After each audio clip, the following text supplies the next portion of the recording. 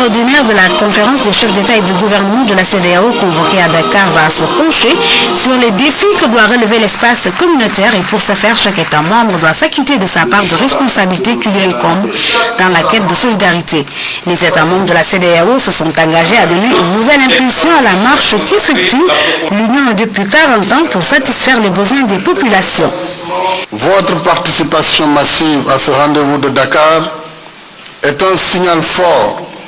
de notre détermination à relever ensemble les défis devant nous pour faire de notre sous-région un cadre propice d'intégration pour le mieux-être de nos populations. C'est la promesse consignée par les pères fondateurs dans l'acte de naissance de notre organisation.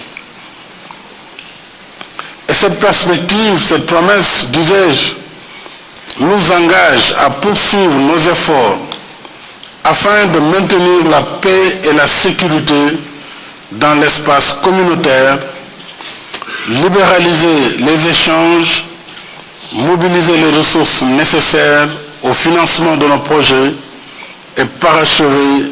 la construction du marché commun de la CEDEAO. En consacrant un sommet spécial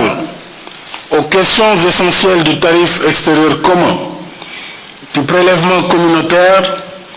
de la libre circulation des personnes et des biens et des accords de partenariat économique, nous balisons la voie pour atteindre nos objectifs communs. En juillet dernier à Abuja, les chefs d'État africains avaient pris l'engagement d'adopter des mesures indispensables à l'approfondissement de leur intégration communautaire et à la valorisation des atouts économiques de la région. La rencontre d'aujourd'hui est consacrée aux dossiers économiques de l'heure. Les résultats des travaux devront permettre à la CEDEAO d'aborder dans les meilleures conditions les prochaines négociations économiques et commerciales avec les autres ensembles régionaux, notamment avec l'Union européenne, et poser les bases d'une prospérité partagée. Notre réunion examinera les recommandations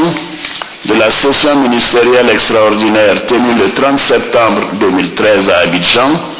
relative à la mise en place du tarif extérieur commun de la CEDEAO, TEC-CEDEAO, à la fixation du prélèvement communautaire d'intégration, ainsi qu'aux négociations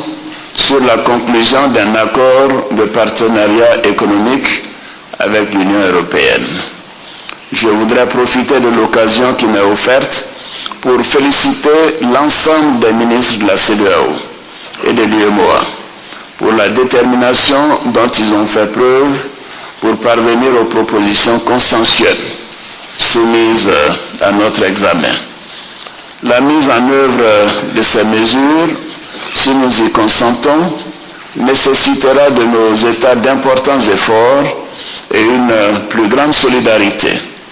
Elle impliquera surtout que nous réagissions vite, car les échéances à venir ne nous laissent aucune alternative si nous voulons participer de manière organisée aux échanges internationaux et tirer profit des atouts réels de notre communauté économique.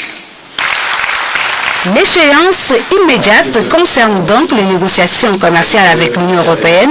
le partenaire le plus proche de la CEDEAO, et l'harmonisation de leurs positions devra permettre aux chefs d'État de conduire leur marche vers la consolidation au marché communautaire et la concrétisation d'une union monétaire.